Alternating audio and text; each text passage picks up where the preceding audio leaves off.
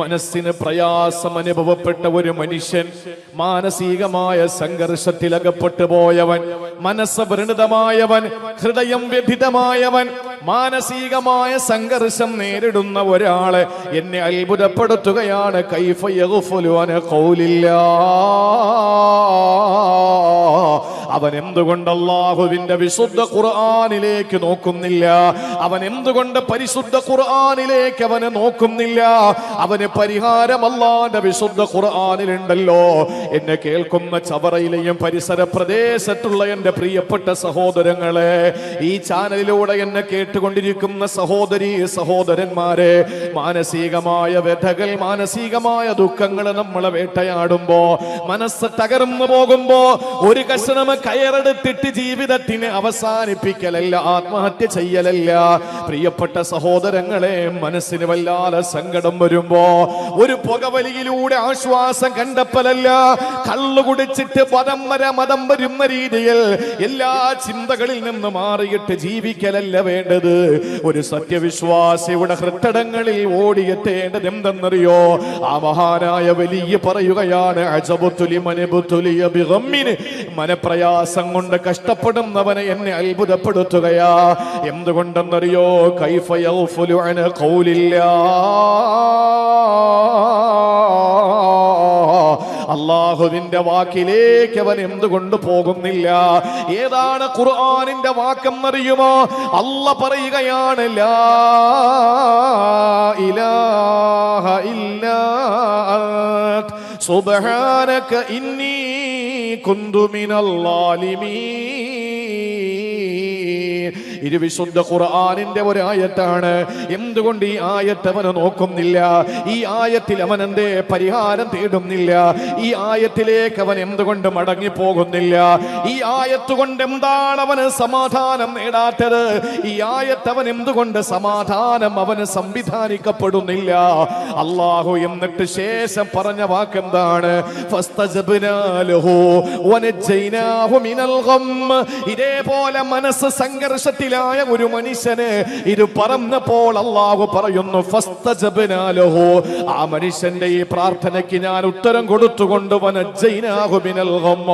അയാളുടെ മനക്ലേശങ്ങളെ ഞാൻ മാറ്റിക്കൊടുത്തു, അവരുടെ മനപ്രയാസങ്ങളെ ഞാൻ മാറ്റിക്കൊടുത്തു. എന്റെ സഹോദരങ്ങളെ, മനസ്സിന് സമാധാനം തരുന്നതാരാ? മനസ്സിന് സമാധാനം തരുന്നത് സിഗരറ്റ് അല്ല, മനസ്സിന് സമാധാനം തരുന്നത് പുകവലിയല്ല, മനസ്സിന് സമാധാനം തരുന്ന കള്ളുകുപ്പിയല്ല, മനസ്സിന് സമാധാനം തരുന്നത് പൈങ്കിളി പുസ്തകങ്ങളുടെ വായനയല്ല, മനസ്സിന് സമാധാനം തരുന്നത് ഇൻസ്റ്റാഗ്രാമിന്റെ റീൽസുകളല്ല, ഫേസ്ബുക്കിന്റെ റീൽസുകളല്ല. എവിടെയാണ് സമാധാനം കിട്ടേണ്ടതെന്നറിയോ? അല്ലാഹുവിന്റെ ഖുർആൻ പറയുകയാ, മനസ്സ് തകർന്നു പോയാൽ, മനസ്സ് തളർന്നു പോയാൽ, മനസ്സ് സംഘർഷഭരിതമായാൽ, നോക്ക് മോനെ, വിശുദ്ധ ഖുർആൻ എടുത്ത് കയ്യിലേക്ക് വെക്കടാ. എന്നിട്ട് നീ നിവർത്തി വെച്ചിട്ട് ഓത് ലാ ഇലാഹ ഇല്ലാ അൻത സുബ്ഹാനക ഇന്നി കുന്തു മിനൽ ളാലിമീൻ. ഈ ആയത്ത് ആരാണോ പാരായണം ചെയ്യുന്നത്, ഈ ദുആ ആരാണോ ചൊല്ലുന്നത്, അല്ലാഹ് പറയുന്നു, ഫസ്തജബ്നാ ലഹ്, അവന് ഞാൻ ഉത്തരം കൊടുക്കുന്നു. വനജൈനാഹു മിനൽ ഗം, അവനെ മനക്ലേശത്തിൽ നിന്ന്, മനപ്രയാസത്തിൽ നിന്ന് ഞാൻ മാറ്റുന്നു എന്ന് അല്ലാഹുവിന്റെ വിശുദ്ധമായ ഖുർആൻ അടിവരയിട്ട് കൊണ്ട് പഠിപ്പിക്കുമ്പോ, പ്രിയപ്പെട്ട സഹോദരങ്ങളെ, മനപ്രയാസമുള്ളവർക്ക് പരിഹാരം ഈ ആയത്ത് തന്നെയാണ്.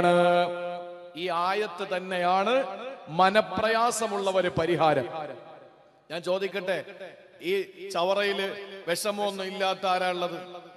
പ്രതിസന്ധികൾ ഉണ്ടാവലാണ് വിശ്വാസിയുടെ അടയാളം, അല്ലാതെ ഒരു പ്രയാസവും ഇല്ല, ഒരു വിഷമവും ഇല്ല, ജീവിതത്തിൽ ഇന്ന് വരെ സങ്കടപ്പെട്ടിട്ടില്ല. അങ്ങനെയുള്ളത് പകയന്മാരെ പടച്ചോൻ പന പോലെ വളർത്തുന്നല്ലേ? അങ്ങനെയുള്ള ആളുകളെ ഈമാൻ പരിശോധിക്കണം. ഇതുവരെ മനപ്രയാസം ഇല്ലാത്ത ആളുകളുണ്ടെങ്കിൽ ഞാൻ പറയുന്നു, നമ്മുടെ ഈമാൻ പരിശോധിക്കണം. അത് എന്റെ വാചകമല്ല, അള്ളാഹുവിന്റെ ആരിഫീങ്ങളായ മഹത്തുക്കളുടെ വാക്കുകളാണ്. മനപ്രയാസം ഇന്ന് വരെ നേരിടാത്ത ആളുകൾ അവരുടെ ഈമാൻ പരിശോധിക്കണം. കാരണം മനപ്രയാസം അള്ളാഹു കൊടുക്കുന്നത് എന്തിനാണ്? കൂടുതൽ അവനിലേക്ക് നമ്മൾ ചേരാൻ വേണ്ടി കിട്ടാൻ. ലോകത്തെ ഏറ്റവും കൂടുതൽ മനപ്രയാസം അനുഭവിച്ചതാരാ? ആദരവായ പ്രവാചകൻ നബി മുഹമ്മദ് മുസ്തഫ. അള്ളാഹുവിന്റെ ഹബീബ് നബി മുഹമ്മദ് മുസ്തഫ സല്ലല്ലാഹു അലൈഹി വസല്ലം. നമ്മളൊക്കെ മുസ്ലിങ്ങൾ സുന്നികളെന്നൊക്കെ അല്ലേ, അതുകൊണ്ട് സ്വലാത്തൊക്കെ ചൊല്ലിക്കോളെ, കുഴപ്പമില്ല. എനിക്ക് ഇടയ്ക്കിടയ്ക്ക് ഇങ്ങനെ പറയാൻ പറ്റില്ല. വലിയാരെ അങ്ങളെ ചൊല്ലിക്കോളാം, അങ്ങള് പ്രസംഗിച്ചോളെ എന്ന് പറഞ്ഞാൽ പിന്നെ എനിക്കൊന്നും പറയാനില്ല. അതുകൊണ്ട് പ്രിയപ്പെട്ട സഹോദരങ്ങളെ, ഏറ്റവും കൂടുതൽ പ്രതിസന്ധികളെ നേരിട്ടത്, മാനസികമായി തകർന്നു നിന്നത് ലോകത്തുള്ള ഒരു നേതാവ് ഷഫീഉൽ വറാ നബിയുൽ സഖലൈൻ നബി മുഹമ്മദ് മുസ്തഫ സല്ലല്ലാഹു അലൈഹി വസല്ലം തങ്ങളാണ്. അത്രയും മനപ്രയാസം അനുഭവിച്ച ഒരാള് ലോക ചരിത്രത്തിലില്ല. അതുകൊണ്ടാണ് അള്ളാഹു പറഞ്ഞത് സൂറത്തു ഹിജ്റില്, വലഖദ് നഅലമു അന്നക യളീഖു സ്വദുറുക ബിമാ യഖൂലൂൻ. നബിയേ, ആളുകൾ പറയുന്നത് കേട്ടിട്ട് നിങ്ങളുടെ മനസ്സ് പടയ്ക്കുന്നുണ്ട്, മനസ്സ് വല്ലാതെ നിങ്ങൾക്ക് തകർന്നു പോകുന്നു എന്ന് എനിക്ക് അറിയാം നബിയെ. വലഖദ് നഅലം, എനിക്കറിയാം, അന്നക യളീഖു സ്വദുറുക, അങ്ങയുടെ ഹൃദയത്തിന് വല്ലാത്തൊരു പിടപെടപ്പുണ്ടെന്ന് എനിക്കറിയാം. ബിമാ യഖൂലൂൻ, സത്യനിഷേധികൾ പറയുന്ന ജൽപ്പനങ്ങളുടെ പേരിൽ. ഇന്ന് തീവ്രവാദികളാക്കുന്നുണ്ട്. ഈ സോഷ്യൽ മീഡിയ, ഈ ലൈവ് കാണുന്നവർക്കറിയാം, ഇന്നല്ലെങ്കിൽ നാളുകളിൽ ഈ പ്രസംഗം എടുത്ത് നോക്കണം. ആ പ്രസംഗത്തിന്റെ അടിയിൽ കമന്റുകൾ ഇങ്ങനെ വാരി അങ്ങോട്ട് കൊട്ടക്കണക്കിന് തട്ടുകയാണ്. ആരാ തട്ടുന്നത്? ഈ സമുദായത്തിന്റെ പേരിൽ ഫേക്ക് ഐഡിയകൾ ഉണ്ടാക്കിയവര്, അല്ലെങ്കിൽ ഏതോ മാളത്തിൽ ഒളിച്ചിരുന്നിട്ട് നട്ടെല്ല് നിവർത്തിയിട്ട് നേരെ നിന്നിട്ട് പ്രതികരിക്കാൻ കഴിയാത്ത പ്രതികരണ ശേഷി നഷ്ടപ്പെട്ടു പോയ ഷണ്ഡന്മാരായ കുറെ ആളുകൾ ഫേസ്ബുക്കിലും വാട്സപ്പിലും സോഷ്യൽ മീഡിയയിലും ഇങ്ങനെ കമന്റുകൾ അയക്കാൻ, വെറുതെ കമന്റുകൾ എഴുതുകയാണ്. വേറെ ഒരു ജോലിയില്ല. അപ്പൊ ഇത് കണ്ടിട്ട് നാളിതുവരെ മറ്റ് സമുദായത്തിൽപ്പെട്ടവര് കമന്റ് എഴുതൂലായിരുന്നു. ഇപ്പോഴും ഞാൻ വിശ്വസിക്കുന്നു, ഹിന്ദു സമുദായത്തിൽപ്പെട്ട ആളുകൾ ഒരിക്കലും ഒരു മതപ്രഭാഷകന്റെ, ഒരു മതപ്രസംഗികന്റെ, ഒരു മുസ്ലിം പണ്ഡിതന്റെ യൂട്യൂബിലോ ഫേസ്ബുക്കിലോ സോഷ്യൽ മീഡിയകളിലോ കമന്റ് എഴുതാൻ നിൽക്കൂല. അവർക്ക് അവരുടെ ജോലിയുണ്ട്. നല്ല ഹിന്ദു അങ്ങനെയാണ്, നല്ല ക്രിസ്ത്യാനി അങ്ങനെയാണ്, അവർക്ക് ഇതിനൊന്നും സമയമില്ല. നല്ല മുസ്ലിമും അങ്ങനെ തന്നെയാണ്. പിന്നെ ഇതിൽ നിന്നൊക്കെ തലതെറിച്ചു പോയ കുറെ എണ്ണം ഉണ്ടല്ലോ. അപ്പൊ അങ്ങനെയുള്ള ആളുകൾക്ക് ഒരു നല്ല ജോലിയാണ് അള്ളാന്റെ റസൂലിനെ തെറിവിളിക്കുക, നബിതങ്ങളെ ആക്ഷേപിക്കുക, ഇസ്ലാമിനെ തെറിവിളിക്കുക. പുതിയൊരുത്തി ഇറങ്ങിയിട്ടുണ്ട്, ഞാൻ അവളെ ഒന്നും പറയുന്നില്ല, നമ്മുടെ വിഷയം എമ്പാടും പറയാനുണ്ട്. അതുകൊണ്ട് വേറെ കാര്യങ്ങളൊന്നും പറയണ്ട. എങ്കിലും ഖുർആനിൽ ഇടയ്ക്കിടയ്ക്ക് ഇബ്ലീസിന്റെ പേര് പറയുന്നത് പോലെ പ്രസംഗത്തിൽ പറഞ്ഞു പോകുന്നതാണ്. ഞാൻ എൻ്റെ പ്രിയപ്പെട്ട സഹോദരങ്ങളോട് പറയാണ്, അള്ളാഹുവിന്റെ ഹബീബ് മനസ്സ് നൊന്തതുപോലെ ലോകത്തൊരാളും നൊന്തിട്ടില്ല. അള്ളാഹു പറഞ്ഞു, നബിയെ, വലഖദ് നഅലമു അന്നക യളീഖു സ്വദുറുക ബിമാ യഖൂലൂൻ. ആളുകൾ അങ്ങയെപ്പറ്റി അധിക്ഷേപിക്കുന്ന, ആക്ഷേപിക്കുന്ന, വിമർശിക്കുന്ന, ഒറ്റപ്പെടുത്തുന്ന, കുറ്റപ്പെടുത്തുന്ന വാചകങ്ങൾ കേട്ടിട്ട് അങ്ങയുടെ മനസ്സ് തകർന്നു പോകുന്നു എന്ന് എനിക്കറിയാം നബിയെ.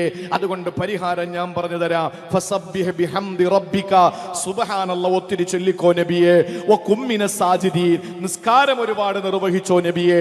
വഅബ്ദു റബ്ബക ഹത്താ യഅതിയകൽ യഖീൻ, മരിക്കുന്നത് വരെ ആരാധനയിൽ നിങ്ങൾ കഴിഞ്ഞോളൂ നബിയെ, വേറെ ഒന്നും നിങ്ങൾ ചിന്തിക്കണ്ട എന്ന് പറഞ്ഞാൽ, അള്ളാഹുവിന്റെ ഹബീബ് സല്ലല്ലാഹു അലൈഹി വസല്ലമയുടെ മനസ്സിന് സുഖം വരാൻ അള്ളാഹു കൊടുത്ത മരുന്നേതാ? തസ്ബീഹാണ്. ഫസബ്ബിഹ് ബിഹംദി റബ്ബിക്. തസ്ബീഹ് നിങ്ങൾ നോക്ക്, ലാ ഇലാഹ ഇല്ലാ അന്ത സുബ്ഹാനക ഇന്നി കുന്തു മിനൽ ളാലിമീൻ എന്ന് മനപ്രയാസമുള്ള ഒരാൾ ചൊല്ലിക്കഴിഞ്ഞാൽ അള്ള പറയുന്നവന്റെ മനപ്രയാസം ഞാൻ മാറ്റി കൊടുക്കാൻ. ആരാ നമ്മുടെ കൽബ് നിയന്ത്രിക്കുന്നത്? ആരാ? കണ്ടാട്ടിയ നമ്മുടെ കൽബ് നിയന്ത്രിക്കുന്ന ആരാ? പറ. കാമുകിയ. കൽബ് എന്ന് ഹൃദയത്തിന്, ഹാർട്ടിന് കൽബെന്ന് പേര് വരാൻ കാരണം എന്താണ്? കൽബെന്ന് പറഞ്ഞതിന്റെ അർത്ഥം എന്താണെന്നറിയോ? മലക്കം മറിച്ചിൽ. കൽബെന്ന് പറഞ്ഞാൽ മറിച്ചിൽ. ആരാ മറിക്കുന്നത്? യുഖല്ലിബുഹാ കൈഫ യശാ. അല്ലാഹു അവന്റെ കൽബിനെ, നമ്മുടെ കൽബിനെ ഉദ്ദേശിക്കുന്ന ഭാഗങ്ങളിലേക്ക് ഇങ്ങനെ മറിച്ചുകൊണ്ടേയിരിക്കും. അതാണ് കൽബ് എന്ന് പേര് വന്നത്. അതാണ് കൽബെന്ന് പേര് വന്നത്. അള്ളാഹു മറിക്കാൻ കാരണം എന്താ? ഒരു മനുഷ്യന്റെ ഹൃദയം ബൈന ഇസ്ബഅൈനി മിൻ അസാബിഇർ റഹ്മാൻ, അള്ളാന്റെ രണ്ട് വിരലുകളുടെ ഇടയിലാണ് നമ്മുടെ ഹൃദയം ഉള്ളത്. അള്ളാഹ് എന്താ ചെയ്യുന്നത്? യുഖല്ലിബുഹാ കൈഫ യശാ. ഇങ്ങനെ അള്ളാഹു മറിച്ചുകൊണ്ടേ ഇരിക്കും. അതുകൊണ്ടാണ് ഒരു ദുആ പഠിപ്പിച്ചത്, യാ മുഖല്ലിബൽ ഖുലൂബ്, ഹൃദയത്തെ മാറ്റിമറിക്കുന്ന അള്ളാഹ്. ഇന്ന് എൻ്റെ മനസ്സിനുള്ള ആ ഒരു ചിന്ത ആവൂല നാളെ എൻ്റെ മനസ്സിലുണ്ടാവുക. കാരണം മറിയും. നമ്മൾ അതാണ് പറയുന്നത്, എഗ്രിമെന്റ് വെക്കുന്നത് കൊണ്ടാ. കച്ചവടക്കാര്, ഈ ഭൂമി കച്ചവടക്കാരുണ്ടല്ലോ, റിയൽ എസ്റ്റേറ്റ്, അവരോട് ഈ കച്ചവടക്കാര് എന്താണ് ജോലി എന്ന് ചോദിച്ചാൽ ചില ആളുകൾ പറയും തുണിക്കടയാണ്, മരക്കടയാണ്, തടിക്കടയാണ്, സ്വർണ്ണക്കടയാണ്, പച്ചക്കറി കടയാണ്, പഴക്കടയാണ്, ഇങ്ങനെ പല കടകളുടെ പേര് പറയും. ചില ആളോട് ചോദിച്ചാൽ പറയും ഓ ചെറിയ ബിസിനസ് ഒക്കെ. അതെന്തായിരിക്കും? റിയൽ എസ്റ്റേറ്റ് ആയിരിക്കും. ചെറിയ ബിസിനസ് ഒക്കെ ഉണ്ട് എന്ന് പറഞ്ഞാൽ എന്താണ് എന്ന് പറയാതെ പറയുന്നത് അത് റിയൽ എസ്റ്റേറ്റ് ആണ്.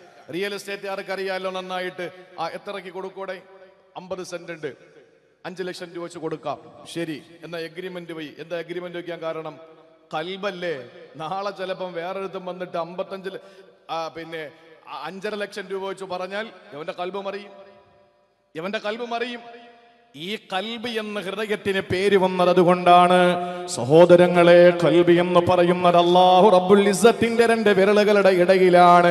അവൻ ഉദ്ദേശിക്കുന്നത് പോലെ മാറ്റിമറിച്ചു കൊണ്ടിരിക്കുമെന്ന് പഠിപ്പിച്ചത് കാരുണ്യത്തിന്റെ പ്രവാചകൻ നബി മുഹമ്മദ് മുസ്തഫ സല്ലല്ലാഹു അലൈഹി വസല്ലമ തങ്ങളാണെങ്കിൽ എന്റെ പ്രിയപ്പെട്ട സഹോദരാ, ഒരു മനുഷ്യന്റെ കൽബ്, ആ മനുഷ്യന്റെ കൽബ് അവന് പ്രയാസപ്പെടുമ്പോൾ, അവന്റെ മനസ്സ് പ്രയാസപ്പെടും സമയത്ത് സഹോദരങ്ങളെ, അല്ലാഹുവിന്റെ റസൂല് പറഞ്ഞു മനസ്സ് പ്രയാസപ്പെടാതിരിക്കാൻ ന്യായം എന്താ?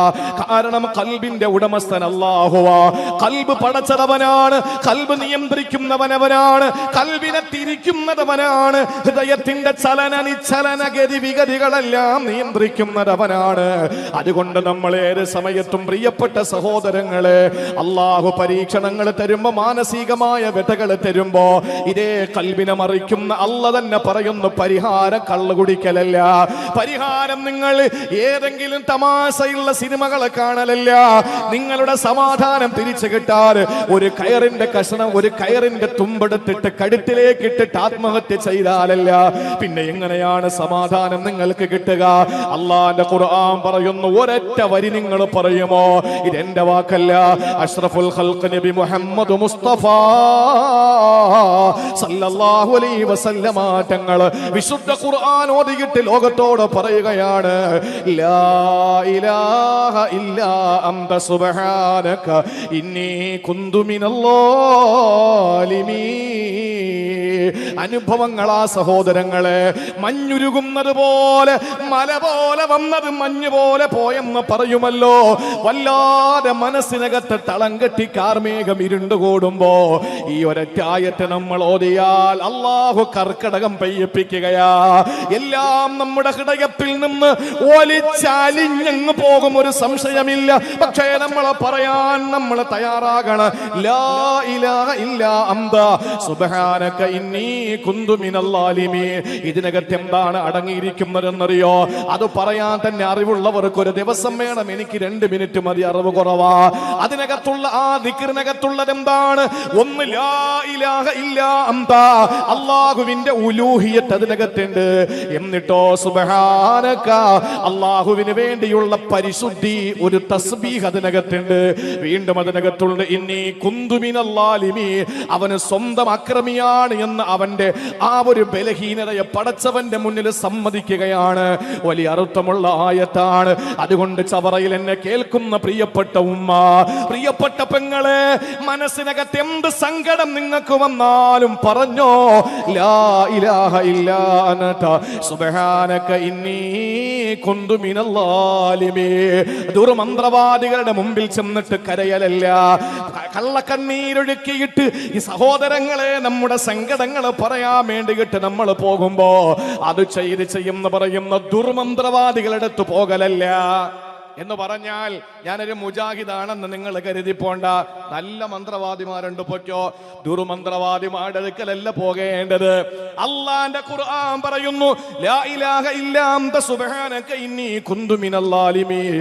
ഈ ഒരൊറ്റ ആയത്ത് മതി മനപ്രയാസം കിട്ടാൻ. അല്ലാഹു തൗഫീഖ് തരട്ടെ. ഈ ഖുർആന്റെ ആയത്തും തോളിൽ വെച്ചുകൊണ്ട് പോകുന്ന ഒരുത്തനെ സങ്കടപ്പെട്ട് സിഗരറ്റും വലിച്ച് കള്ളും കുടിച്ച് മൂലക്കിരിക്കുന്നത് കാണുമ്പോൾ അജബുത്തു, എനിക്ക് അത്ഭുതമാണെന്ന് പറയുന്നത് ഒരു വലിയ മഹാനാണ്. ഇതൊക്കെ പഠിച്ചു വെച്ചിട്ട് നമ്മൾ എന്താ ചെയ്യുക? സങ്കടം വരുമ്പോ നേരെ പോകുന്നു. എവിടെയാ? പിന്നെ എന്താണ്, ശങ്കരമംഗലം അല്ലേ? ശങ്കരമംഗലം അല്ലേ കടപ്പുറം ഉള്ളത്?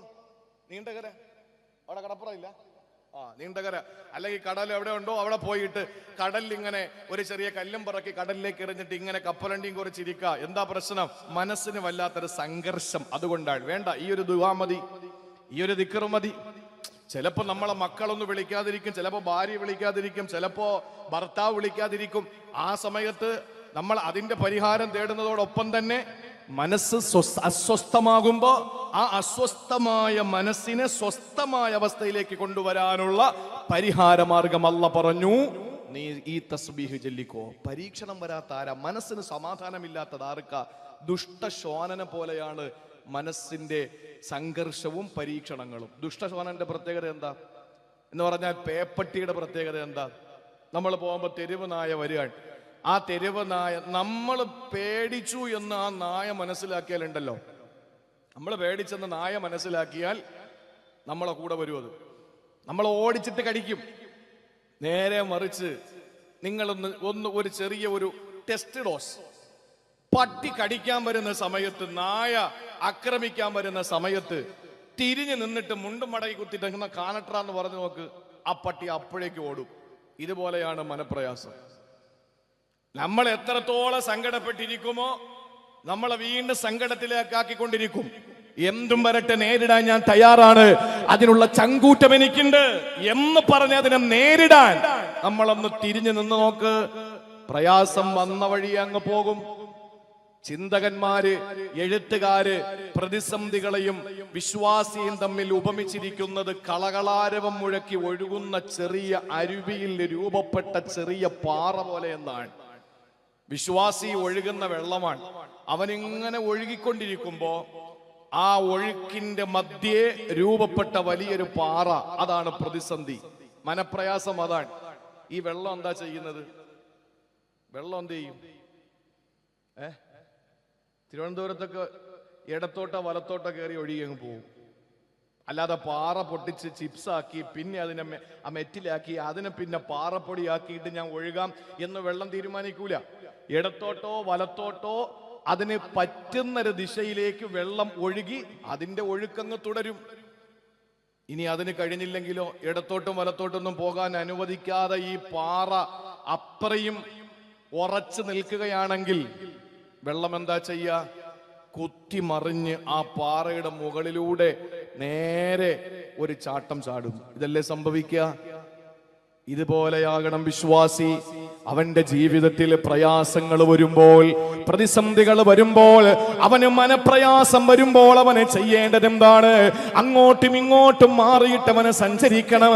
അല്ലെങ്കിൽ അതിനെ അവഗണിച്ചുകൊണ്ട് അതിന്റെ മുകളിലൂടെ പോകാൻ അവന് കഴിയണം.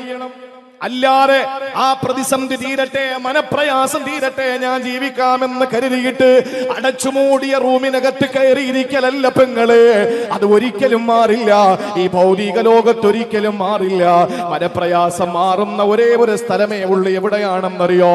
അത് ചവറയിലെ നിന്റെ വീടല്ല, ചവറയിലെ നിന്റെ മാർക്കറ്റല്ല, ചവറയിലെ നിന്റെ ഹോസ്പിറ്റലല്ല, ചവറയിലെ നിന്റെ ഒരു സ്കൂളല്ല, ചവറയിലെ വിദ്യാഭ്യാസ സ്ഥാപനങ്ങളല്ല, അല്ലെങ്കിൽ നിനക്ക് കൗതുകം പകരുന്നതായ കടലിന്റെ തിരമാലകളെ എണ്ണുന്ന കരയിലല്ല. എവിടെയാണ് മനക്ലേശമില്ലാത്ത, മനപ്രയാസമില്ലാത്ത സ്ഥലമെന്നറിയോ? ഒരേ ഒരു സ്ഥലം മാത്രമേ ഉള്ളൂ. ഏതാ? എന്റെ ചവറയിലെ പ്രിയപ്പെട്ട സഹോദരങ്ങൾക്ക് അറിയുമോ ആ സ്ഥലം ഏതാണ് എന്ന്? അള്ളാഹുവിന്റെ വിശുദ്ധ ഖുർആനിൽ കാണാ, ഒരു മനുഷ്യന് സ്വർഗത്തിലേക്ക് കടന്നുപോയ ആ മനുഷ്യൻ അവിടെ എത്തിയിട്ട് പറയുന്ന വാക്കെന്തെന്നറിയോ? ഖാലൂ വഖാലുൽ ഹംദുലില്ലാഹ് الذي أذهب عنا الحزن إن ربنا لغفور شكور. അല്ലാഹു പറയുകയാണ്, സ്വർഗനിവാസികൾ കൈകൊണ്ട് തൊട്ടാൽ പൊട്ടിച്ചിരിക്കുന്ന മണിവീണ കമ്പികളുടെ നാദം കൊണ്ട്, മുഖരിതമായ സൽസബീലിന്റെ തസ്നീമിന്റെ ഒരു കണ്ണും കണ്ടിട്ടില്ലാത്ത നയനാനന്ദകര, ഒരു കാതും കേട്ടിട്ടില്ലാത്ത കർണാനന്ദകര, ഒരു ഹൃദയത്തിൽ ഇന്ന് വരെ ഉദിക്കാത്ത ഹൃദ്യമായ പടച്ചവന്റെ സ്വർഗമുണ്ടല്ലോ. ആ സ്വർഗത്തിലേക്ക് അവന് പ്രവേശിച്ചു കഴിഞ്ഞാൽ ആ സ്വർഗത്തിന്റെ സുന്ദരമായ പർദീസയിൽ മട്ടുപ്പാവിൽ ഇരുന്നിട്ട് അവന് പറയുന്ന വാക്കേതാ, അല്ലദീ അദ്ഹബ അന്നൽ ഹസന, അല്ലാഹു എന്റെ ദുഃഖങ്ങളൊക്കെ മാറ്റി തന്നിരിക്കുകയാ, എന്റെ പ്രയാസമൊക്കെ അല്ലാഹു മാറ്റി തന്നിരിക്കുകയാണ്. സഹോദരങ്ങളെ, മനസ്സിന് പ്രയാസം മാറുന്ന ഒരേ ഒരു സ്ഥലമേ ഉള്ളൂ, അത് അല്ലാഹു നമുക്ക് തരുന്ന സ്വർഗമാണ്. അല്ലാഹു നമുക്ക് തരുന്ന സ്വർഗമാണ്. ആ സ്വർഗത്തിലെത്തണമെങ്കിൽ മരിക്കണം പ്രിയപ്പെട്ടവരെ. മരിക്കുന്നത് വരെ നമ്മൾ പ്രയാസത്തിൽ തന്നെയാകെ സംശയമില്ല. അതുകൊണ്ടാണ് അല്ലാഹു പറഞ്ഞത്, ഇന്നൽ ഇൻസാന ലഖദ് ഖലഖനൽ ഇൻസാന ഫീ കബദ്. മനുഷ്യനെ പ്രയാസത്തിലാണ് അല്ലാഹു പടച്ചിട്ടുള്ളത്. അല്ലാഹു പടച്ചത് പ്രയാസത്തിലാണ്. മനപ്രയാസം ഉണ്ടാക്കിയെടുക്കല അല്ലാഹു ചെയ്യുന്നത്. ഞാൻ ഒരു ചെറിയ ചിന്തിക്കാൻ വേണ്ടി ഞാൻ ഒരു കാര്യം പറയട്ടെ.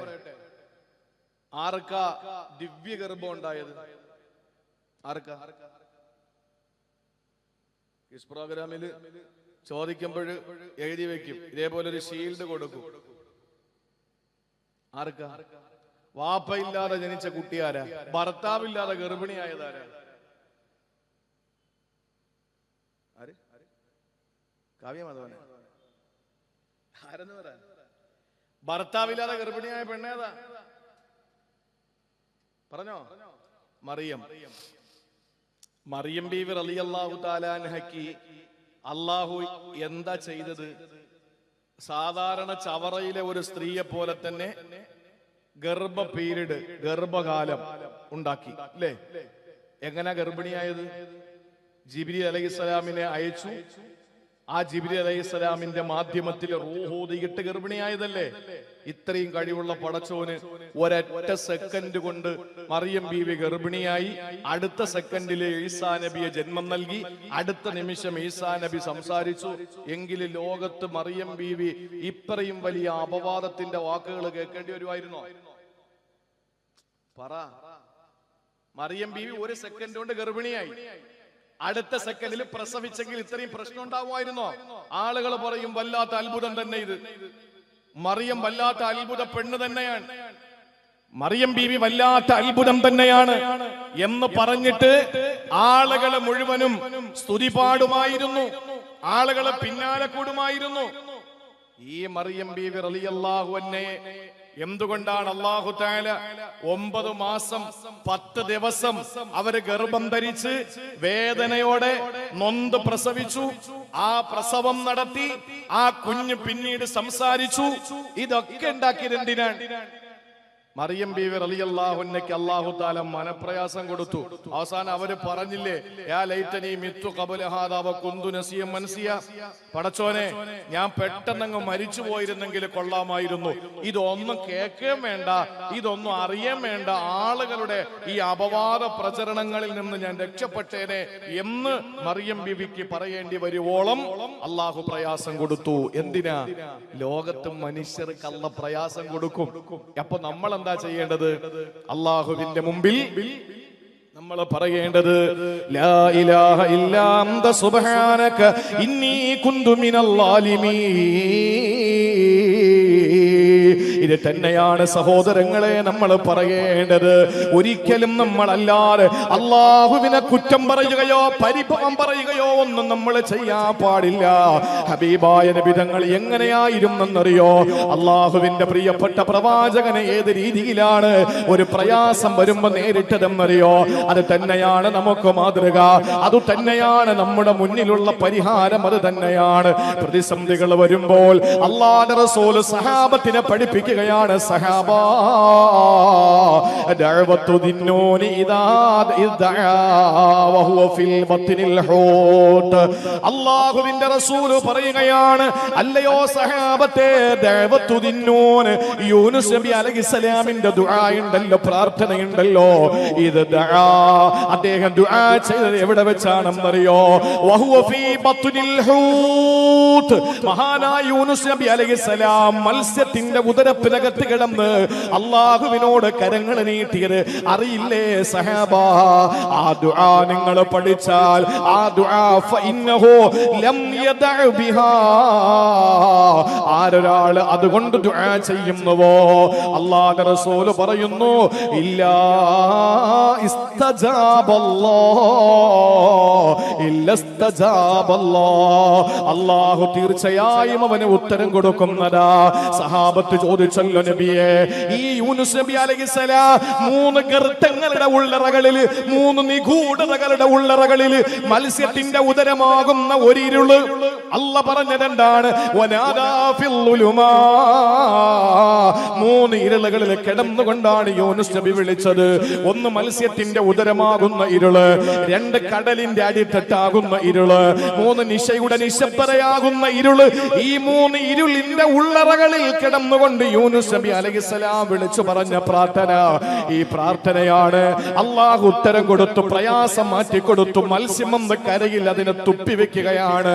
അള്ളാഹുവിന്റെ പ്രവാചകൻ സല്ലല്ലാഹു അലൈഹി വസല്ലം ഇത് പറഞ്ഞപ്പോ ആർക്ക് പ്രയാസം വന്നാലും അള്ളാഹു ഇത് പറഞ്ഞാൽ സമാധാനം കൊടുക്കുമെന്ന് പഠിപ്പിക്കുമ്പോ സഹാബത്ത് ചോദിച്ചു, യാ റസൂലല്ലാഹ്, ഇത് യൂനുസ് നബിക്ക് മാത്രമുള്ളതാണോ? അത് ലോകത്തുള്ള എല്ലാവർക്കും അള്ളാഹു സമാധാനം നൽകുമോ? പ്രയാസം മാറ്റിക്കൊടുക്കുമോ? ആ സമയത്താണ് മഹാനായ നബി തങ്ങൾ പറഞ്ഞത്, അല്ലാഹ് പറഞ്ഞത് യൂനുസിനെ രക്ഷപ്പെടുത്തി എന്ന് മാത്രമല്ലല്ലോ, അള്ളാഹു പറഞ്ഞത് എന്താണ്?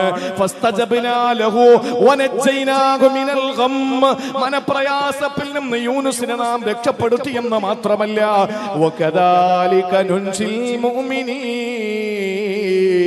കേരള സംസ്ഥാനത്തിലെ കൊല്ലം ജില്ലയിലെ ഈ ചവറയിലെ നിങ്ങൾക്കും അല്ലാഹു മനപ്രയാസം മാറ്റിത്തരുന്നതാണ്. അതുകൊണ്ട് മുടങ്ങണ്ട. ഞാൻ ആ ഭാഗം അവസാനിപ്പിക്കാൻ സമയം കൂടി പോവാൻ. അതുകൊണ്ട് പ്രിയപ്പെട്ടവരെ, മനസ്സിന് സ്വസ്ഥതയുള്ള ആളുകൾക്ക് പരിഹാരം അള്ളാന്റെ ഖുർആൻ. ഈ പരിഹാരം കാണാതെ ഖുർആനും കയ്യിൽ വെച്ചുകൊണ്ട് നടക്കുന്നവനെ കാണുമ്പോ അജബുത്തു, എനിക്ക് അത്ഭുതമാണെന്നൊരു വലിയ അദ്ദേഹത്തിന്റെ പ്രസംഗമധ്യ പറയാൻ. ഇവിടുന്ന് നിങ്ങൾ പോയി നേരെ ചവറയിലെത്തി. ആ ചവറ നാഷണൽ ഹൈവേയിൽ നിൽക്കുമ്പോൾ ഒരു വലിയ തിരക്കും വലിയ ട്രാഫിക് ജാമും ഒക്കെ നിങ്ങൾ കണ്ടു. എന്താ പ്രശ്നമെന്നറിയാൻ വേണ്ടിയിട്ട് കുറച്ച് പ്രവർത്തകർ അങ്ങോട്ട് പോകുമ്പോ ഒരു വലിയ ടാങ്കർ ലോറി ബ്രേക്ക് ഡൗൺ ആയി കിടക്കാൻ, വണ്ടി 1 ഇഞ്ച് അങ്ങോട്ട് നീങ്ങുന്നില്ല. ആളുകളെല്ലാം കൂടി ഇവിടുന്ന് വാഹനം ഏകദേശം നമ്മുടെ നീണ്ടകര വരെ നീണ്ടിരിക്കുന്നു. ഇങ്ങോട്ട് വാഹനം ഏകദേശം കന്നേറ്റി പാലം വരെ നീണ്ടിരിക്കുന്നു. ആ നിലയിൽ ഇരുഭാഗങ്ങളും റോഡ് ബ്ലോക്കായി ഒരൊറ്റ ടാങ്കർ ലോറി കാരണം. ഡ്രൈവറോട് ചോദിച്ചു, എന്താ പ്രശ്നം, നിങ്ങൾ എങ്ങോട്ടായി പോകുന്നത്? ഞാൻ ഒരു പമ്പിലത്തേക്ക് ഡീസലും കൊണ്ടുപോകുന്ന വഴിയാണ്. ഒരു പെട്രോൾ പമ്പില്, ഡീസൽ പമ്പില് ഞാൻ ഡീസൽ നിറയ്ക്കാൻ വേണ്ടി പോകുന്ന ടാങ്കറാണ്. എന്താ പ്രശ്നം? വണ്ടി സ്റ്റോപ്പ് ആകാൻ കാരണം എന്താ? ഈ എണ്ണ തീർന്നു പോയി.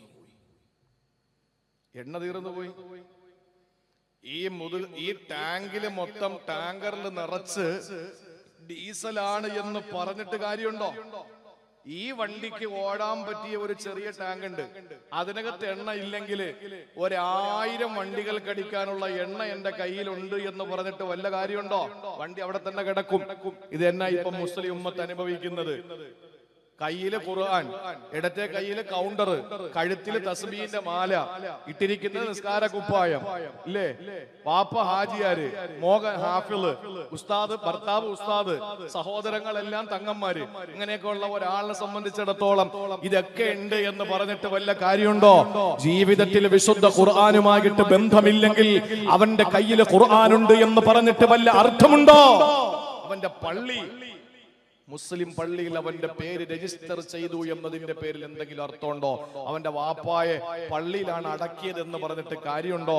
അവന്റെ വാപ്പ മരിച്ചപ്പോൾ ആളുകളൊക്കെ ദ്വാരക്കാൻ ഉസ്താദും ജമാഅത്ത് മഹല്ല് ഭാരവാഹികളൊക്കെ വന്നു എന്ന് പറഞ്ഞിട്ട് വല്ല കാര്യമുണ്ടോ? ഉപ്പാപ്പാക്ക് ആന ഉണ്ടെന്ന് പറഞ്ഞിട്ട് യവന്റെ വൃട്ടഭാഗത്ത് തഴമ്പുണ്ടാവൂലല്ലോ. അപ്പൊ വേണ്ടത് യവന്റെ വേണ്ട സ്ഥലത്താണ്. അതുകൊണ്ട് പ്രിയപ്പെട്ടവരെ, മാനസികമായ വിഷമങ്ങളും ദുഃഖങ്ങളും അനുഭവിക്കുമ്പോ നമ്മൾ ചെയ്യാനുള്ളത് ഒരൊറ്റ കാര്യം, വിശുദ്ധ ഖുർആനിലേക്ക് മടങ്ങുക. എന്നിട്ട് ആ ദുആ നമ്മൾ ചൊല്ലുക, ലാ ഇലാഹ ഇല്ലാ അന്ത സുബ്ഹാനക ഇന്നി കുന്തു മിനൽ ളാലിമീൻ. ആ നിമിഷം അല്ലാഹു നമ്മുടെ പ്രയാസം മാറ്റി തരും. നിക്കട്ടെ. ഇനി രണ്ടേതാ? ഒന്ന് മനസ്സിന്റെ പ്രയാസം, രണ്ടേതാ? രണ്ടാമത്തേത് അവൻ നേരിടുന്ന ഏറ്റവും വലിയ പ്രശ്നം ശാരീരികമായ രോഗങ്ങളാണ്. അസുഖമില്ലാത്ത ആരുണ്ട്? ഞാൻ മെനിങ്ങാന്ന് പ്രസംഗിച്ചത് കണ്ണൂർ ജില്ലയിലാണ്. കണ്ണൂർ ജില്ലയിൽ മാക്കൂൽ പീടിക എന്ന് പറയുന്ന ഒരു പ്രദേശത്താണ് ഞാൻ പ്രസംഗത്തിന് പോയത്. പ്രസംഗം കഴിഞ്ഞ് തിരിച്ചു വരുന്ന ദിവസം ഒരു സഹോദരനെ, ഒരു സാധുവായൊരു സഹോദരനെ, അദ്ദേഹം എന്നെ കാണാൻ വേണ്ടി വന്നു. അദ്ദേഹത്തിന്റെ രോഗം, അദ്ദേഹത്തിന് ദഹനശേഷി നഷ്ടപ്പെട്ടു പോകുന്ന, ദഹിക്കാൻ വേണ്ടി കഴിക്കുന്ന ഭക്ഷണം ദഹിപ്പിക്കാൻ വേണ്ടിയിട്ട് മെഡിസിൻ ഉപയോഗിക്കേണ്ടി വരുന്ന ഒരു ദുരവസ്ഥ. ഞാൻ ഡോക്ടർ പറഞ്ഞു കണ്ടിന്യൂ മരുന്ന് കഴിക്കണം, എന്തെങ്കിലും കഴിച്ചാൽ ആ ഭക്ഷണം ഒന്ന് ദഹിപ്പിക്കാൻ വേണ്ടിയിട്ട് മരുന്ന് കൂടി കഴിക്കേണ്ടി വരുന്നൊരവസ്ഥ. അദ്ദേഹം പറയാണ്, ഉസ്താദെ 1500, 2000, 1000 ഈ കണക്കിന് ഞാൻ ഓട്ടോ ഓടിയിട്ട് ഞാൻ കഷ്ടപ്പെട്ട് ഓടും. എന്നിട്ട് എൻ്റെ മക്കൾക്ക്, എൻ്റെ ഭാര്യയ്ക്ക് എൻ്റെ സന്തോഷമായിരുന്നു എൻ്റെ ജീവിതം. പക്ഷെ ഇപ്പോൾ ഒരു മാസം എനിക്ക് നല്ല എമൗണ്ട് 10,000, 15,000 രൂപ എനിക്ക് ചികിത്സയ്ക്ക് മരുന്നിന് വേണ്ടി വരുന്നു പ്രതിമാസം. ആ മരുന്ന് കണ്ടെത്താൻ ഞാൻ കഷ്ടപ്പെടുകയാണ്. അങ്ങനെയൊക്കെ പ്രയാസങ്ങൾ അനുഭവിക്കുന്ന സഹോദരങ്ങൾ നമ്മുടെ മുമ്പിലുണ്ട്. 1000-ൽ ഒരാൾക്കുണ്ടാകുന്ന അസുഖം. അമ്മക്കൊക്കെ എന്താ അസുഖം ഉള്ളത്? അമ്മക്കുള്ള അസുഖം ഷുഗർ. എല്ലാവരും അടിച്ച് കയറ്റിയിട്ട് ഷുഗർ പിടിച്ചിരിക്കുക അല്ലേ? പാവപ്പെട്ടവന് ആളുകൾക്ക് ഡോക്ടറെ കാണാൻ വേണ്ടി പോകുന്ന പണക്കാരനോട് ഡോക്ടർ പറയുന്നത് എന്താ? ഒന്നും കഴിക്കരുത്. രാവിലെ ഒരു ചപ്പാത്തി, ഉച്ചയ്ക്ക് ഒരു പിടി ചോറ്, അത്ര നിർബന്ധമാണെങ്കിൽ കഴിച്ചോ.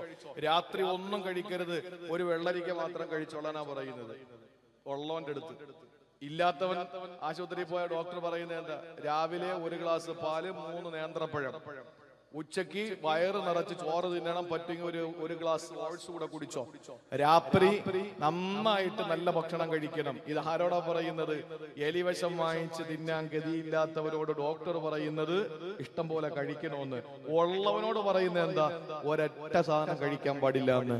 തിരുവനന്തപുരത്ത് നിങ്ങൾ വാ, മ്യൂസിയത്തിന്റെ ആ ഗ്രൗണ്ടിൽ ഓടുന്ന ചില ആളുകളെ നിങ്ങൾക്ക് കാണാം.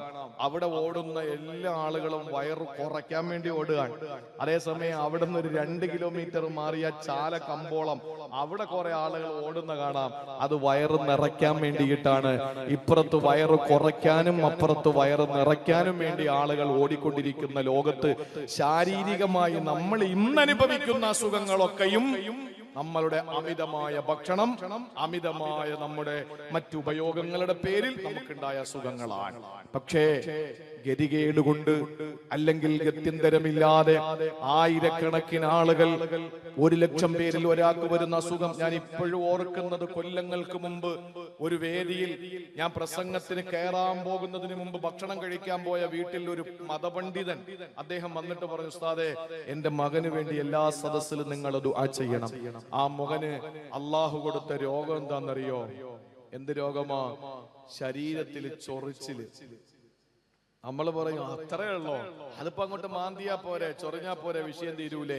അദ്ദേഹം പറയുന്നു, രാത്രി ഞാനും എന്റെ ഭാര്യയും അലാം വെച്ചിട്ട് ഷിഫ്റ്റ് ചെയ്തിട്ട് ടൈം ടേബിൾ വെച്ചിട്ടാ ഞങ്ങൾ ഈ ഉണർന്നിരുന്നിട്ട് മോൻ ഇങ്ങനെ ചൊറിഞ്ഞു കൊടുക്കുന്നത്. ശരീരത്തിൽ എപ്പോഴും അവന് ചൊറിച്ചിലാണ്, ആരെങ്കിലും ഇങ്ങനെ ചൊറിഞ്ഞു കൊടുക്കണം. ആ ഒരു അവസ്ഥയിൽ അള്ളാഹു ആ മകന് രോഗം കൊടുത്തു. അള്ളാഹു ശിഫയാക്കട്ടെ. എന്തൊക്കെ രോഗങ്ങളാ പ്രിയപ്പെട്ടവരെ! ഈ രോഗങ്ങൾ ഉണ്ടാകുമ്പോൾ ആ മഹാനായ വലിയ പറയുകയാണ്, അജബതു, എനിക്ക് അത്ഭുതമാണ്, ശാരീരികമായ പ്രയാസത്തിൽ രോഗങ്ങളുടെ പേരിൽ നട്ടം തിരിയുന്നവരെ, രോഗത്തിന്റെ പേരിൽ കഷ്ടപ്പെടുന്നവരെ എനിക്ക് അത്ഭുതം തോന്നുകയാ. കൈഫ യഗ്ഫുലു അൻ ഖൗലില്ലാ, അള്ളാഹുവിന്റെ വാക്ക് നിങ്ങൾ എന്തേ കേൾക്കാതെ പോയത്? അള്ളാഹുവിന്റെ ഖുർആനിലേക്ക് നിങ്ങൾക്ക് മടങ്ങിക്കൂടെ? എന്താ ഖുർആനിൽ അള്ളാഹു പറഞ്ഞത്? റബ്ബി ഇന്നി മസ്സനിയൽ ളുർ വ അൻത അർഹമുർ റഹീമീൻ. ഇതാര് പറഞ്ഞ വാക്കെന്നറിയോ? അള്ളാഹു രോഗം കൊടുത്ത് പരീക്ഷിച്ച ഒരു പ്രവാചകനുണ്ട്. ആ രോഗം എന്താണെന്നോ, ആ പ്രവാചകത്വത്തിന് മുമ്പാണോ ശേഷമാണോ, ഇതൊക്കെ അഭിപ്രായ വ്യത്യാസങ്ങളും ദീർഘമായ ചർച്ചകളും നടത്തേണ്ടതാണ്. പക്ഷെ ഒന്ന് നിങ്ങൾ അറിയണം, അള്ളാഹുവിന്റെ ഖുർആൻ ഏറ്റവും നല്ല ക്ഷമയുള്ള ആളെന്ന് പരിചയപ്പെടുത്തിയ അള്ളാഹുവിന്റെ പ്രവാചകൻ അയ്യൂബ് നബി അലൈഹിസ്സലാം ഭാര്യമാരുപേക്ഷിച്ചു പോയില്ലേ? കല്യാണം കഴിഞ്ഞ് താലി കെട്ടിയ തന്റെ പ്രിയപ്പെട്ട ഭാര്യമാര് തങ്ങളുടെ രാത്രികളെ ധന്യമാക്കി മാറ്റിയ തന്റെ ചൂടും ചൂരുമേറ്റ് കൂടെ കിടന്ന തന്റെ സുഖദുഃഖങ്ങളിലെ പങ്കാളിയായ പ്രിയപ്പെട്ട ഭാര്യ, ആ ഭാര്യ പോലും ഉപേക്ഷിച്ചു പോയില്ലേ? അള്ളാഹു സമ്പത്തെല്ലാം തിരിച്ചെടുത്തില്ലേ?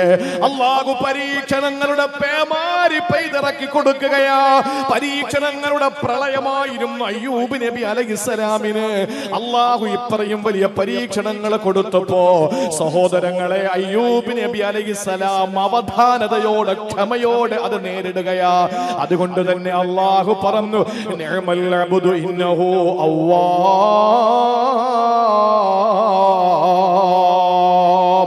ഏറ്റവും കൂടുതൽ ക്ഷമയുള്ള മനുഷ്യനാണ് അയ്യൂബ് നബി അലൈഹിസ്സലാം. അയ്യൂബ് നബി അലൈഹിസ്സലാം ക്ഷമയുള്ള ആളാണ്. ലോകത്തെ ഏറ്റവും വലിയ ക്ഷമയുള്ള ശാരീരികമായ ദുർബലതകളില് അള്ളാഹുവിന്റെ പ്രവാചകൻ അയ്യൂബ് നബിയോളം ക്ഷമയുള്ള വേറെ ആരുമില്ല. രോഗ കഠിനമായ സമയത്ത് അയ്യൂബ് നബി അലൈഹിസ്സലാം പറഞ്ഞ വാക്കെന്തെന്നറിയോ? റബ്ബി ഇന്നി മസ്സനിയൽ ളുർ വ അൻത അർഹമുർ റഹീമീൻ. അല്ലാഹുവേ, എന്റെ രക്ഷകനായ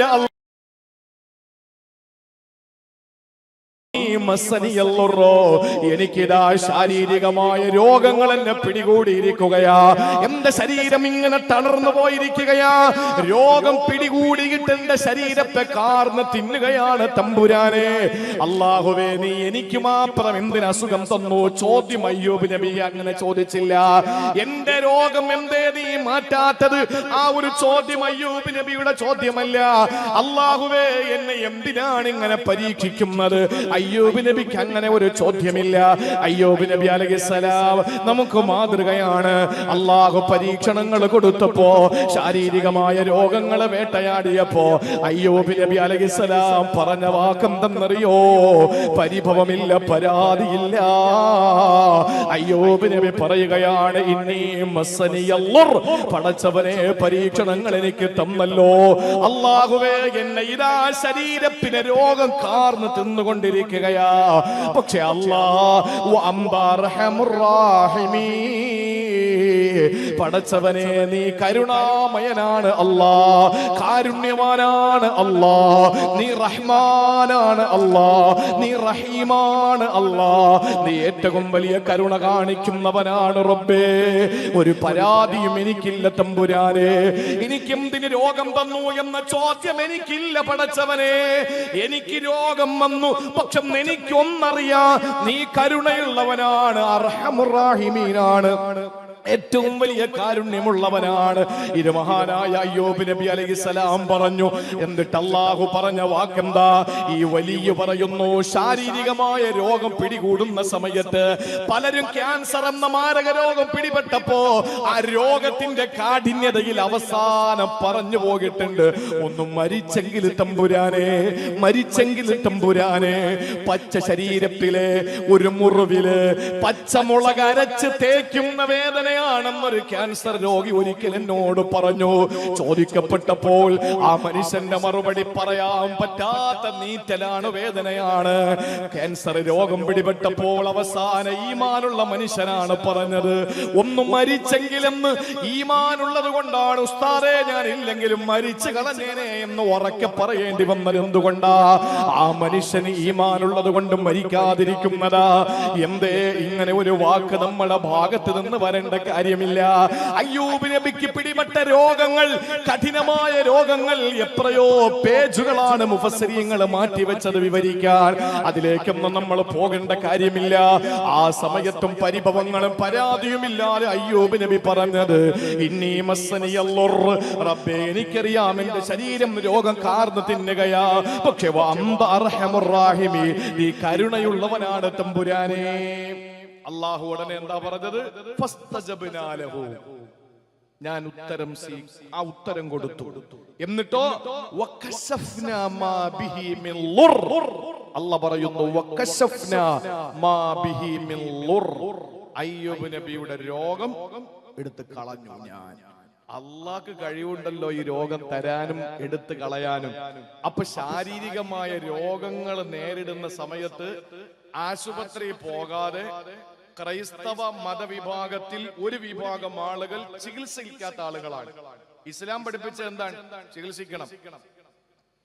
ഞാൻ എന്നാ ഇൻഷാ അല്ലാഹ് ഇന്നു മുതൽ ഷുഗർ വന്നാലും പ്രഷർ വന്നാലും അസുഖം ഏത് വന്നാലും ക്യാൻസർ വന്നാലും അറ്റാക്ക് വന്നാലും ഇൻഷാ അല്ലാഹ് ഞാൻ ഈ ദുആ ചൊല്ലിക്കോളാം, റബ്ബി ഇന്നി മസ്സനിയൽ ദുർറു വഅന്ത അർഹമുർ റഹീമീൻ, പറഞ്ഞു തീരുന്നുമ്പോ മരിക്കും.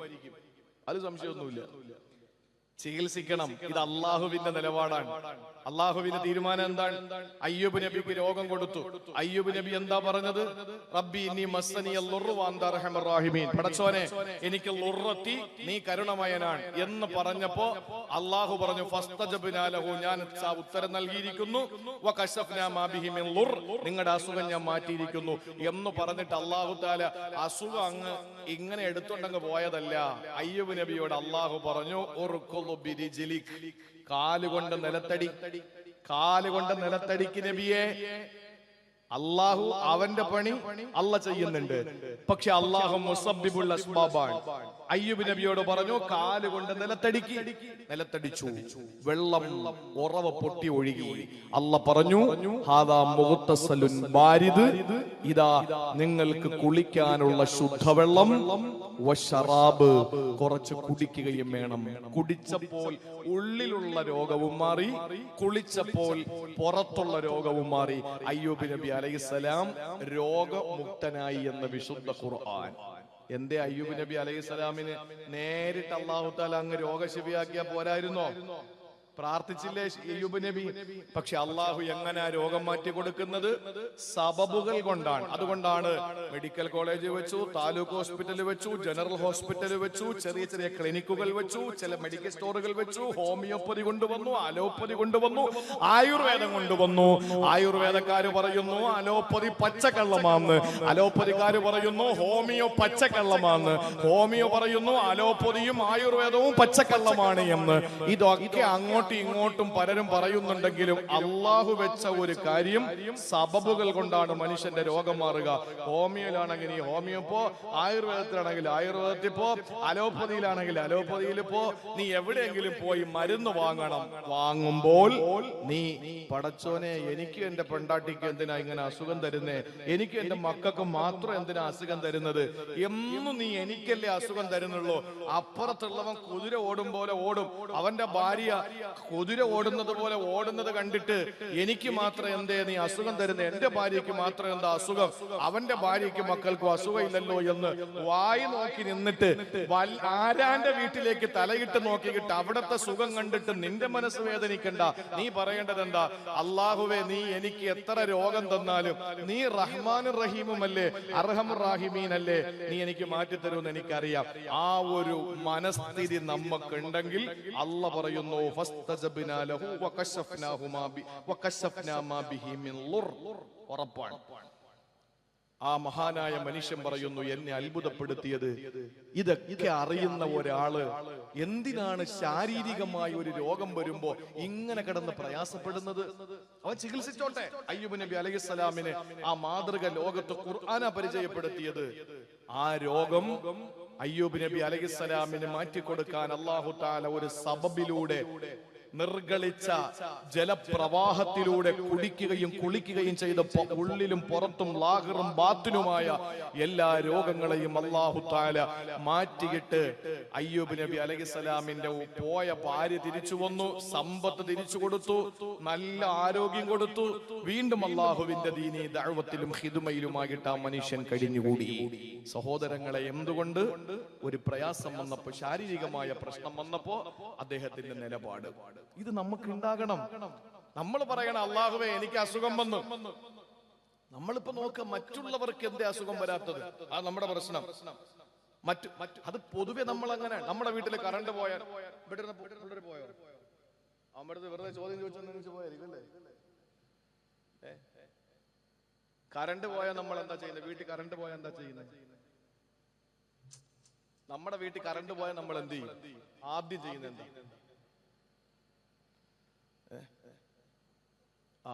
നിങ്ങൾ പിന്നെ സ്ഥിരം വാഴ കേൾക്കുന്നില്ല. കറണ്ട് പോയി കഴിഞ്ഞാൽ ഉമ്മ മോനോട് പറയുന്നത്, മോനെ അപ്പുറത്തുണ്ടോ നോക്കടാന്ന് ചോദിക്കും. അപ്പുറത്ത് പോയി ഉമ്മ, അൽഹംദുലില്ലാഹ്. ഇതാണ് മനുഷ്യന്റെ സ്വഭാവം. നമ്മക്കൊരു അസുഖം വന്ന അപ്പുറത്തുണ്ടോ? എന്നാ പിന്നെ നാടോടെ പനിയല്ലേ, കുഴപ്പമില്ല. എന്റെ മോന് മാത്രം വന്നാലോ പിന്നെ ആകെ വെപ്രാളമായി. അപ്പുറത്തെ മോനും പനിയാണ്, പ്രശ്നമില്ല. അപ്പുറത്തെ കുട്ടിക്കും രോഗമാണ്, പ്രശ്നമില്ല. നമ്മൾ അപ്പുറത്തുള്ളവരുടെ കാര്യം നോക്കേണ്ട കാര്യമില്ല. നിനക്ക് അല്ലാഹു അസുഖം തരും. ഒരിക്കലൊരു സഹാബി പനി പിടിക്കുന്നതിന്റെ മഹത്വം നബി തങ്ങൾ ഇങ്ങനെ പറയാൻ, പനി ഉണ്ടാകാൻ വേണ്ടിയിട്ട് മഴയത്തിറങ്ങി നനഞ്ഞിട്ട് പനി ഉണ്ടാക്കണ്ട. ഓട്ടോമാറ്റിക്കായി സഹജമായി അല്ലാഹു ഒരു പനി നമുക്ക് തന്നാൽ അത് നല്ലതാണെന്ന് കൂട്ടിക്കോ, നല്ലതാണെന്ന് കൂട്ടിക്കോ. ഒന്നും പ്രസംഗിക്കാൻ പറ്റാത്ത കാലോ സഹോദരങ്ങളെ, ഇത് മതി. ഇനി കുറെ നിരീശ്വരവാദിയൊക്കെ ഒന്നും പറയാൻ പറ്റാത്ത കാര്യമോ ഒക്കെ പറഞ്ഞാലും അള്ളാന്റെ തൗഫീഖ് കൊണ്ട് പറയുന്ന കാര്യം തിരുത്തി പറയുമെന്നോ, പറയുന്ന കാര്യത്തിൽ ഖേദം പ്രകടിപ്പിക്കുമെന്നോ, പറയുന്ന കാര്യത്തിൽ പശ്ചാത്താപം ഉണ്ടോന്നോ ഒരാളും പ്രതീക്ഷിക്കണ്ട. ഞാൻ പറഞ്ഞ ഒന്ന് രണ്ട് വിഷയങ്ങൾ ചുമ്മാ വല്ലാതെ അതിനെ ഇങ്ങനെ ഇട്ട് അതിനെ ഈ മുറിവ് ഉണങ്ങാൻ സമ്മതിക്കാതെ അതിനെ വീണ്ടും ഇങ്ങനെ ചൊരണ്ടി ചൊരണ്ടി ചൊരണ്ടി ഇങ്ങനെ അതിനെ വീണ്ടും മുറിവാക്കിക്കൊണ്ടിരിക്കുന്ന കുറെ ആളുകളുണ്ട്.